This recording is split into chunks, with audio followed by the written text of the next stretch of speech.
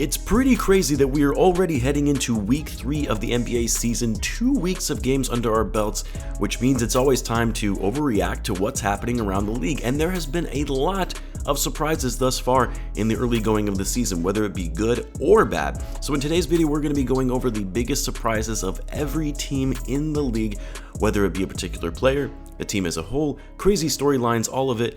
And I would love your reaction to some of these surprises and whether you agree or disagree. As always, be sure to subscribe to the channel if you enjoy the content, as it means a great deal to me. I'll be putting out more NBA content all season long, so we're going to start in no particular order here, and I'll be going through some of these a little more quickly than others, especially if there haven't really been that many surprises. But I'm going to start with the Cleveland Cavaliers. The Cavs are off to an incredible start. They're not just winning games, they're winning games handily and beating good teams. And for me, the biggest surprise here is a couple of things. First of all, Donovan Mitchell has looked absolutely amazing for them. I actually had my reservations on whether Mitchell would actually fit well with this team, or at least to start anyway. Usually a new look roster can take some time to gel, but this team has been clicking and playing well together as a team, which is really the other surprise, is how well this group fits together. A lot of people question the fit overall and the experience of this team being a young crew, but they look like a veteran team out there and arguably one of the funnest teams to watch with the combined offense and defensive prowess that they have. And they've been doing most of this without Darius Garland, their other all-star. Now, I'm sure some will argue they might look a little different once Garland gets back. What will that do in terms of messing up their fit and chemistry? But I really don't think that'll impact the team. They look very, very solid.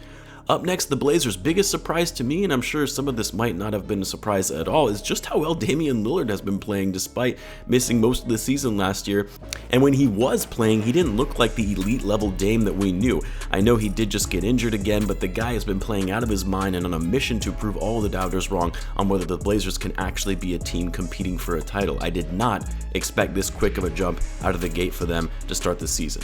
Next, let's do the Milwaukee Bucks. Honestly, not really any big surprises here. I have them finishing first in the East. I think this is their year to win their second title. I guess the biggest surprise has really been how hard they're coming out of the gate to start the season. Usually most title contending veteran teams know the season is a marathon, not a sprint, and they're looking like they're in mid-season form with how locked in they are on defense, leading the league in points allowed per game at 100 points, which is 5 points less than the team right behind them, which is the Cavs.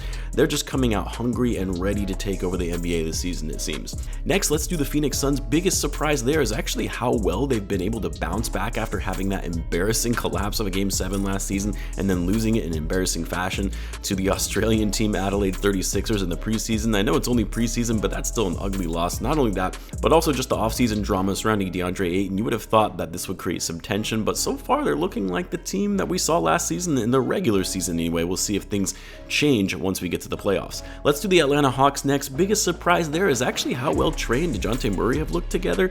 I was one of the naysayers on how this duo would actually play alongside each other and thought for sure there would be an adjustment period, but so far they have looked great together, and the Hawks as a team have been rolling. Next, the Grizzlies. Biggest surprise to me has got to be Ja. Like, we all knew this kid could ball and was already a superstar in this league, but the dude is playing out of his mind right now and on track to be a top MVP candidate at the age of 23 so far this season with the way he's leading the Grizzlies. Let's do the Nets. Oh, the Nets. Look, this may be a surprise to some, but I actually thought the Nets were going to be decent this season. Not saying they were going to be the favorite to win the title.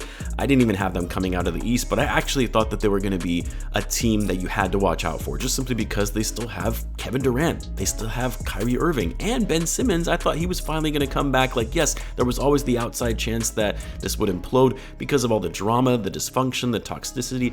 Kevin Durant wanting to get traded, making ultimatums that it's him or the coach/GM, then coming to terms with staying with the team, Kyrie being a nutcase. Like, despite all of that, I figured the star power would have been good enough to make them a dangerous team in the East. So far, not at all. It's early, but the imploding scenario does seem to be a high probability at this point. That's been the biggest surprise to me, is just how bad they have looked as a team.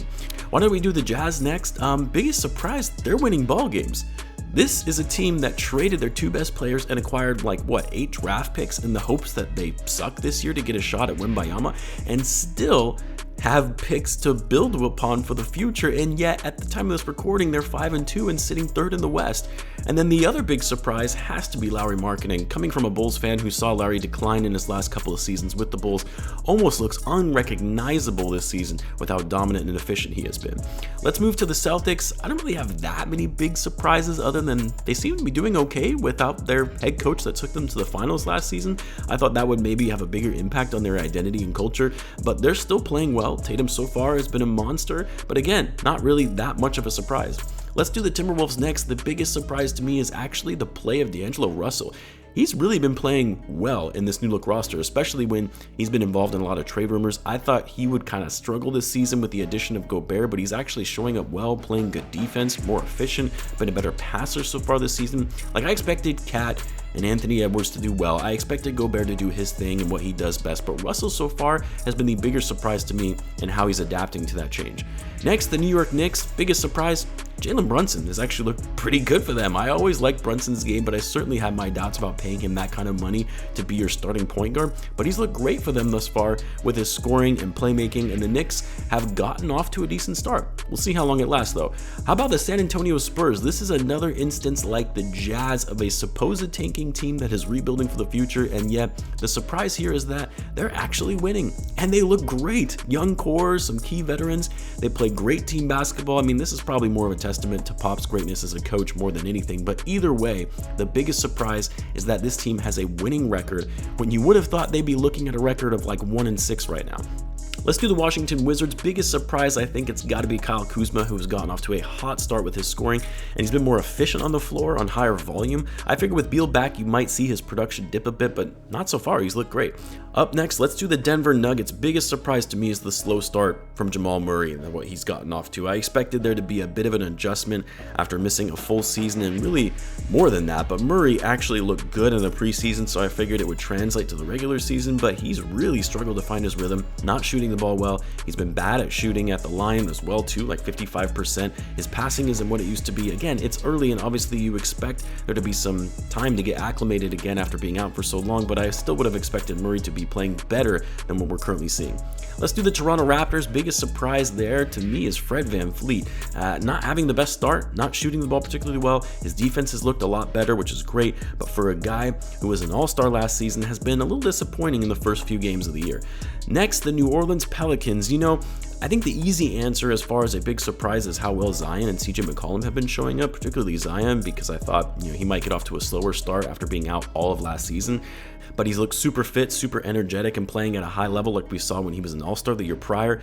But Jonas Valanciunas, he's got to be the biggest surprise for this team. We knew Val could play. I've said it in the past, he's one of the more underrated players in the NBA, and this season, so far, dude has been playing like an all-star, putting up near 18 points per game, over 11 rebounds. He's one of the highest player efficiency ratings in the league, and he's been a huge contributor to the Pelicans' early success that I feel is getting overlooked because of all the attention being given to Zion. Next, let's do the Charlotte Hornets. Terry Rozier looked phenomenal before he got injured. It's only 2 games of play. It's a really small sample size and an already small sample size of games anyway. But no, the biggest surprise has got to be Dennis Smith Jr. I mean, this was a guy who was all but out of the league. No team wanted him, couldn't find his footing in the NBA after having a good rookie and sophomore season for the Mavericks. Got waived by the Blazers in the middle of the season last year, signs an Exhibit 10 agreement with the Hornets, and now has played his way into a contract and is actually playing some of the best basketball of his career, shooting at a high rate, playmaking, and has actually been an impactful player for the Hornets when you look at his on-court, off-court numbers, especially on defense. No, I don't think anyone expected Dennis Smith Jr. to show up in the way that he has after most thought he wouldn't be playing in the NBA anymore after last season. Let's do the Oklahoma City Thunder. For me, the biggest surprise for all of these teams who were expected to be losing a lot of games in the attempt to tank for Wembanyama, like the Spurs and Jazz, the biggest surprise is they're winning more games than we would have expected out of the gate. Next, I've got the Philadelphia 76ers. Surprise is kind of a slow start. They haven't really been great on offense, at least not as much as I think people would probably expect given the talent they have on the roster. But the biggest surprise for me is Tyrese Maxey. The guy just continues to get better and better and has really been a more reliable second scoring option than James Harden at this point. And for how young he is, only his 3rd season, 21 years old, and the fact that the Sixers were able to get him with the 21st pick is a huge steal. Let's do the Lakers next. Man, this team. they're in for a long season. I know they got their first win the other night, and you had guys celebrating in the locker room for Darvin Ham getting his first win as a head coach as if they had just won the championship, but yeah, this team is not good. And the biggest surprise here is honestly just how bad they have looked, because look, Anthony Davis was out most of the season last year. When he was in the lineup, there was a period of time where LeBron James was also out.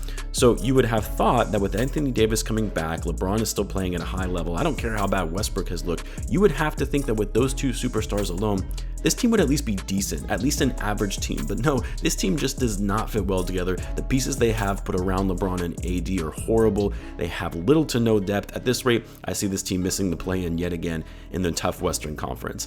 Next, let's do the Chicago Bulls. You guys know, as a Bulls fan, I'm going to be a little biased when it comes to my own team, but for me, the biggest surprise has been the Bulls bench and just how energetic they are. This is coming from a team who had a very weak bench last season, very little depth, to now having one of the best second units in the NBA. When you look at their net rating as a unit, Drummond has been great, Dragic has been great, Caruso has been doing his thing on defense, Javonte Green has been incredible. They play fast, they're great in transition, and they have honestly been getting the Bulls back into games when the starters have failed to get off to a strong starts in the first quarter. That's been the biggest issue for the Bulls so far this season.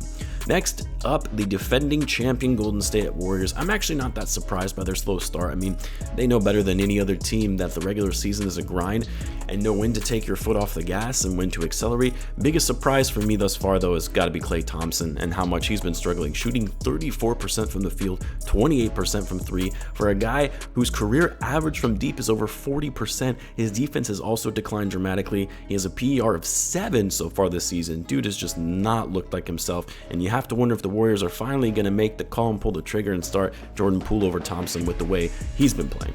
Next, the Pacers. The biggest surprise here, Tyrese Haliburton, and just how great he's looked thus far. He is poised to be an all-star this season going into his third year, and this was such a big pickup for them in that trade for Domantas Sabonis. It is hurting their taking chances though, but I love what I've been seeing from Haliburton. Let's do the Mavs. I mean, they haven't looked that great. I believe they're off to a 500 start so far, but the biggest surprise has to be the historic start that Luka Doncic is off to. 36.7 points per game, which leads the league, 8.7 assists, which is 5th in the league, 9.5 rebounds, top 15 in the league, 1.7 steals. He's been getting it done on the defensive end as well. His PER is damn near 40. The guy is playing out of his mind and is ripe to win the MVP this season. Next, let's do the Miami Heat. Biggest surprise here is with their shooting. 18th in the league in three-point shooting for a team that was number 1 in three-point shooting last season, off to a 2-5 start for a team that finished first in the East last year. You'd have to think they're going to get it together eventually because they have a great coach, they have great veteran players, the shooters are eventually going to start hitting their shots, but yeah, hasn't looked good for them thus far. Next, let's do the Clippers. Biggest surprise is actually how well John Wall has looked for them. I mean, based on what we knew of John Wall, really hasn't played basketball consistently since what, 2017, 2018? I would have thought he would be incredibly rusty and not that impactful, but he's actually been decent for them. Still very athletic, still can get to the basket with ease, still can score, and he's been a great point guard for them off the bench. Clippers, as a team, haven't looked that great for a team that was thought to be title favorites, though. Next, let's do the Pistons. Biggest surprise has got to be Bojan Bogdanovic. We all knew Cade Cunningham could play, that he's looked great so far his sophomore season, but I don't think anybody would have predicted that in that trade that they made for Bogdanovic, that really they got for nothing, didn't even have to trade any draft picks for it, that he would be putting up the kind of scoring numbers he has been, and then signing him to an extension to keep him around long term, which also was a surprise given he doesn't really fit their timeline. No, what Bojan has been able to do for this team has been phenomenal. Then let's do the Sacramento Kings. The biggest surprise is they actually look better than their record. I mean, they're 1-4, but they've actually been playing decent basketball. Fox has been playing like an all-star. Their number 4 pick in Keegan Murray has been solid. That trade with the Hawks for Kevin Huerter has looked great for them. They just have been coming up short in terms of winning games.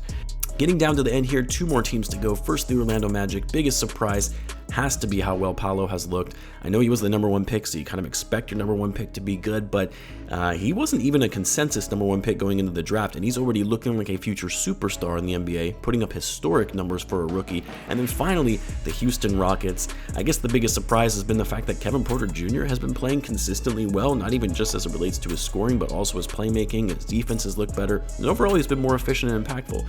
So there you have it.